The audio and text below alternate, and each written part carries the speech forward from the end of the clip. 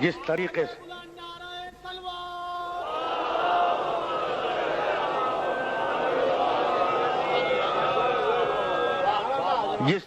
سے علی نے دنیا سمجھائی ہے اس طریقے سے کوئی نہیں سمجھا سکتا تھا کہ پیچھے بھاگو سائے کے، سایہ آگے بھاگے گا، سائے سے منہ موڑ لو سایہ تمہارے پیچھے پیچھے آئے گا۔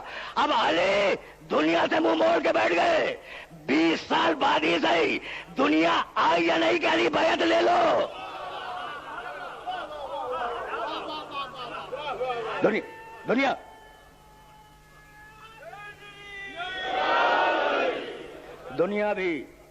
دنیا بھی سمجھا دی علی نے اس چھوٹے سے جملے میں، 3 لفظ ہیں، الدنیا ذل زائل۔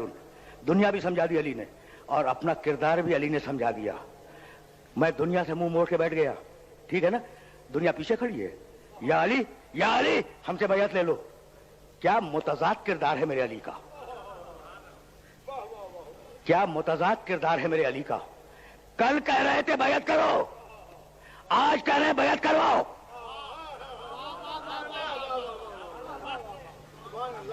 نہیں دیکھا تم نے کیا متضاد کردار ہے؟ اچھا علی کا کردار متضاد کیوں ہو؟ کیا متضاد کردار ہے دنیا کا؟ کل کہہ رہے ہیں بیعت کرو، آج کہہ رہے ہیں بیعت، اپنی بیعت کرواؤ۔ ہے نا عجیب مرحلے فکر، رکے رہنا اس لیے کہ کچھ کہنا چاہوں گا اس مرحلے پر، اور اگر وہ بات پہنچ گئی تو میرا آج کا مشن سوالت ہے، علی ہاتھ بڑھاؤ ہم بیعت کریں گے۔ علی نے کہا ٹھہرو پہلے ایک سوال کا جواب دو۔ سارا مجمع خاموش ہے کہ علی کچھ سوال کرنے والے ہیں۔ کہا علی پوچھو۔ کہا یہ بتاؤ کہ کل مجھ میں کون سا عیب تھا جس کی وجہ سے تم نے نظر انداز کیا؟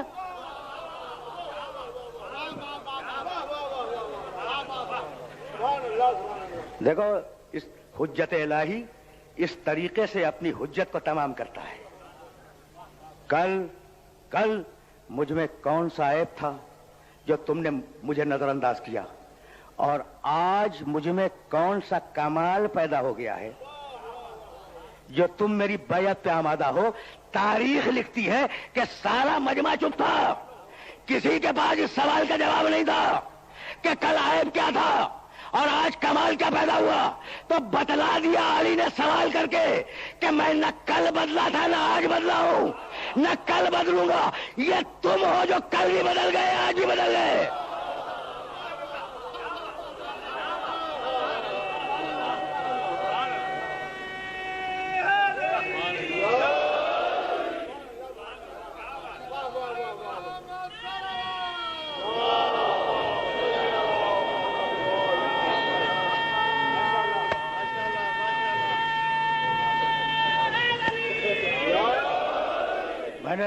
میں نے اپنے سننے والوں کو بڑی زحمت دی، میں کل بھی صاحب کمال تھا، آج بھی صاحب کمال ہوں، کل بھی صاحب کمال رہوں گا۔ زمانہ مجھ پہ نہیں ہے تم پر ہے، زمانہ گواہ ہے۔ کچھ بات ذہن میں آ گئی؟ زمانہ گواہ ہے کہ خسارے والے کون ہیں، فائدے والے کون ہیں۔ تو زمانے کا اثر تم پر پڑا ہے، تم بدل گئے۔ میں کل بھی صاحب کمال تھا، آج بھی صاحب کمال ہوں، کل بھی صاحب کمال رہوں گا۔ کہا علی اس سوال کو چھوڑو، ہاتھ بڑھاؤ بیعت کریں۔ کہا گلی میں بیعت نہیں ہوگی۔ دیکھو میں تو کہیں لے جا رہا ہوں اپنے سننے والوں کو، اور جب واقعہ سنا ہوا ہو تو استدلال مقصود ہے۔ گلی میں بیعت نہیں ہوگی گلی میں بیعت۔ کہا علی پھر کہاں بیعت ہوگے؟ کہا رسول کی مسجد میں۔ واقعہ سب کو معلوم ہے، اور میں تو کسی مرحلے کے لیے اپنے سننے والوں کو یہ زحمت دے رہا ہوں، رسول کی مسجد میں چلو۔ سب آئے رسول کی مسجد میں، اور سب کو معلوم ہے، میرے سامنے جو محترم مجمع تشریف فرما ہے، داہنے بائیں آگے پیچھے جتنے بھی حضرات تشریف فرمائے، ان سب کو معلوم ہے کہ سابقہ روایات کو توڑتے ہوئے علی اس مقام پہ بیٹھے جو مقام نبوت تھا۔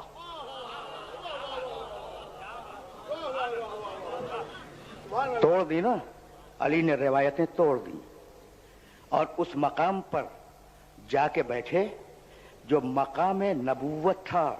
اور جب بیٹھ گئے، بھائی سننا، جب بیٹھ گئے تو ایک مرتبہ ایک جملہ کا الحمدللہ علی احسانہ قد رجع الحق علی مکانہ، حمد خدا کی کہ حق اپنی جگہ پہ واپس آ گیا.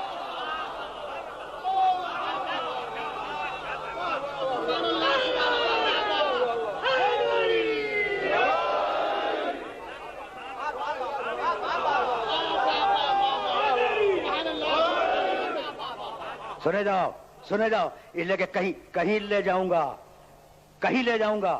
اچھا حمد اس اللہ کی کہ حق آ گیا اس مقام پر جس مقام پر حق کو آنا چاہیے تھا. اچھا جب بیٹھ گئے اس مقام پر تو اب ہاتھ بڑھایا کہ بیعت کرو. اچھا یا علی مسجد کی شرط تھی نا کہ چلو مسجد میں تو بیعت کرواؤں گا، تو مسجد میں آ گئے تھے، کھڑے ہو جاتے بیعت کروا لیتے. یہ ممبر پر اس مقام پر بیٹھ کر کیوں ہاتھ بڑھایا کہ اب بیعت کرو؟ تو بتانا یہ تھا کہ یہ کسی سلسلے کی بیعت نہیں ہے، یہ مقام محمد کی بیعت ہے.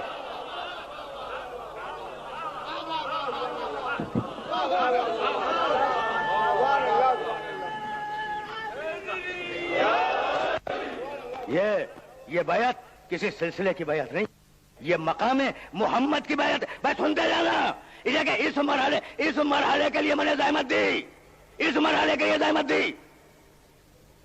ایک مرتبہ مجمع میں شور پیدا ہوا، جانتے ہیں میرے سننے والے، کہیں اور لے جاؤں گا. مجمع میں شور پیدا ہوا، علی نے گھور کے دیکھا مجمع کو، کہا ما ھذہ الضجہ بین ایدیکم. بھئی یہ شور کیسا کر رہے ہو؟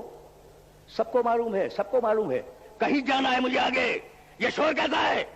کہا یا علی اس مقام پہ بیٹھ گئے جہاں رسول بیٹھا کرتے تھے. بس یہ سننا تھا کہ چوبے ممبر پہ ہاتھ مارا اور کہا اب تک آدمی کو نہیں پہچانتے؟ وضعت قدمی ھذا علی کتف النبی. ارے یہ پاؤں وہ ہے جو محمد کے کندھے پہ بلند ہوئے.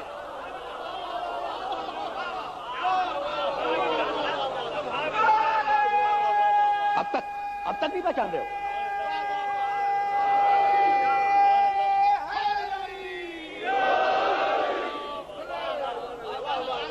رکے رہنا کہ بات تو اب کہوں گا. یہ پاؤں وہ ہیں، میرے پاؤں وہ ہیں جو نبوت کے دوش پہ بلند ہوئے. میں نے اپنے نبی کے کندھوں پہ قدم رکھا ہے. سب جانتے ہیں نا کہ شانے پہ پاؤں رکھ کے کھڑے ہوئے تھے. اب روک لو اس واقعے کو، یہی روک لیا نا کہ علی دوش محمد پر قدم جمائے ہوئے کھڑے ہیں بتوں کو توڑنے کے لیے. اچھا بعد میں علی نے بڑا ناز بھی کیا ہے 3 جملوں میں. کہنے لگے کہ تم مجھے کیا پہچانو گے؟ انا بنیت الاسلام، اسلام کی بنا اپنے بھائی کے ساتھ میں نے رکھی ہے. انا رفعت العلام، جنگوں کے پرچم میں نے بلند کیے تھے، کسی اور نے نہیں. انا کسرت الاسنام، دوش محمد پہ کھڑے ہو کر بت میں نے توڑے تھے، کسی اور نے نہیں توڑے تھے. تو علی دوش محمد شانے پر قدم جمائے کھڑے ہیں. ٹھیک ہے نا؟ رکے رہنا. اب میں تمہیں لے چل رہا ہوں معراج کے واقعے کی طرف. معراج کے واقعے کا کوئی رپورٹر نہیں ہے. پہلا آسمان، دوسرا آسمان، تیسرا آسمان، چوتھا آسمان، اس پر تو رپورٹر مل جائیں گے.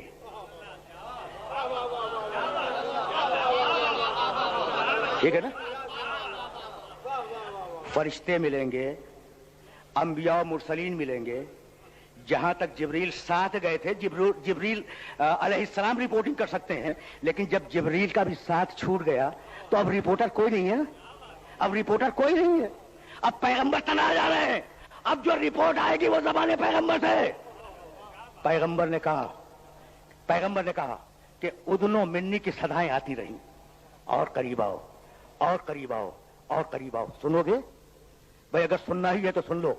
پیغمبر کہتے ہیں کہ جب میں جبریل کو چھوڑ کر آگے بڑھا تو 1000 مرتبہ اذنو منی کی صدا آئی اور قریب آؤ، اور میں نے ہر مرتبہ اتنا فاصلہ طے کیا جتنا زمین اور آسمان میں فاصلہ ہے. سوچو یہ کائنات کتنی بڑی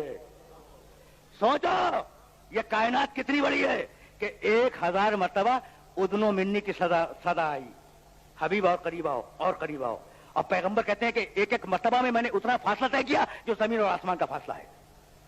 جلال الہی کو دیکھتے ہوئے چلے، جبروت الہی کا مشاہدہ کرتے ہوئے چلے، عرش الہی پہ بلند ہوئے. پیغمبر کہتے ہیں میرا جوڑ جوڑ کانپ رہا تھا، مجھ پر دہشت تاری تھی جلال الہی کی کہ اتنے میں پتے پردہ سے کوئی ہاتھ آیا اور وہ ہاتھ شانے پہ آ کے رک گیا.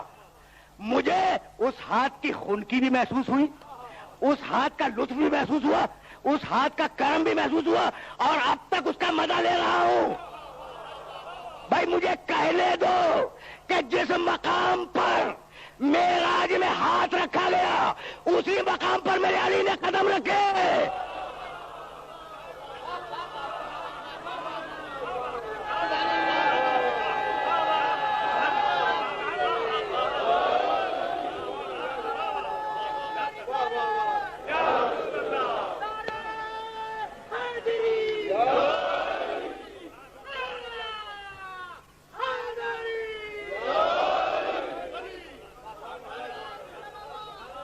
میں نے اپنے سننے والوں کو بڑی زحمت دی. ایک شعر سنتے جاؤ، بہت کم عادی ہوں میں شعر پڑھنے کا. علامہ ابن ابی الحدید معتزلی رحمت اللہ علیہ عالم اسلام کے بہت بڑے عالم ہیں، اور ان کی شرح نہج البلاغہ عالم اسلام کی ایک انتہائی قیمتی اور بابقت کتاب ہے. انہوں نے معتزلی انہوں نے علی کی شان میں 7 قصیدے لکھے، اور وہ علویات السبع کے نام سے مشہور ہیں اور مصر سے چھپے ہیں. اٹھا کے ان قصیدوں کو دیکھ لینا. ایک قصیدے میں کہتے ہیں وَعَلِيٌّ وَاضِعٌ أَقْدَامَهُ وَعَلِيٌّ وَاضِعٌ أَقْدَامَهُ فِي مَحَلٍّ وَضَعَ اللَّهُ يَدَهُ. علی نے بت شکنی کے دن اس مقام پر پاؤں رکھا جہاں اللہ نے معراج میں ہاتھ رکھا تھا. تب اللہ کے نہ ہاتھ ہے نہ پاؤں ہے، جب چاہے اپنا ہاتھ بنا دے، جب چاہے اپنا پاؤں بنا دے.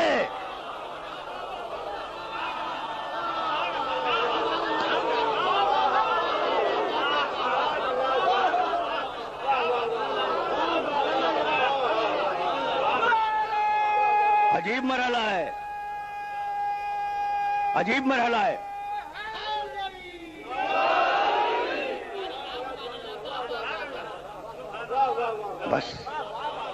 بس میرے عزیزوں اور میرے دوستوں، اب اس مرحلہ فکر سے آگے جانا مقصود نہیں ہے.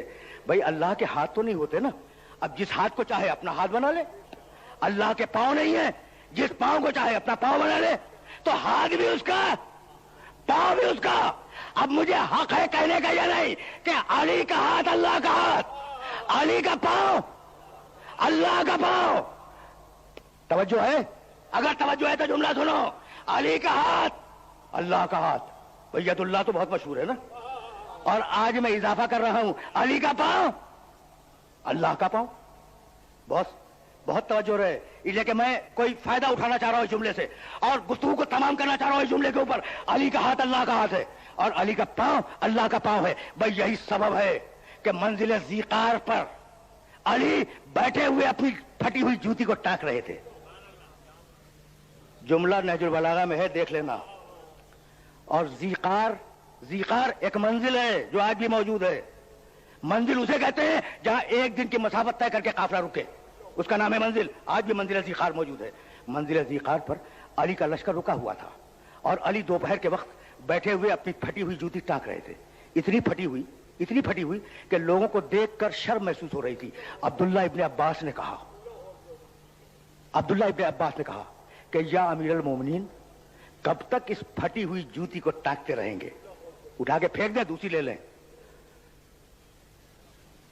جوتی رکھی، ابن عباس کو دیکھا اور کہا ابن عباس، علی کی نگاہ میں یہ جوتی تمہارے تخت سلطنت سے افضل ہے. معصوم کا کوئی جملہ مسئلے سے خالی نہیں ہوتا. ابن عباس اس جھوٹی کو کیا سمجھتے ہو؟ یہ تمہارے تخت سلطنت سے افضل ہے. بھائی کیا مجال ہے تخت سلطنت کی کہ اس جھوٹی کا مقابلہ کرے؟ تمہارا تخت سلطنت وہ ہے جس پر بندوں کے پاؤں آئے ہیں، اور یہ جھوٹی وہ ہے جس میں خدا کا پاؤں گیا ہے.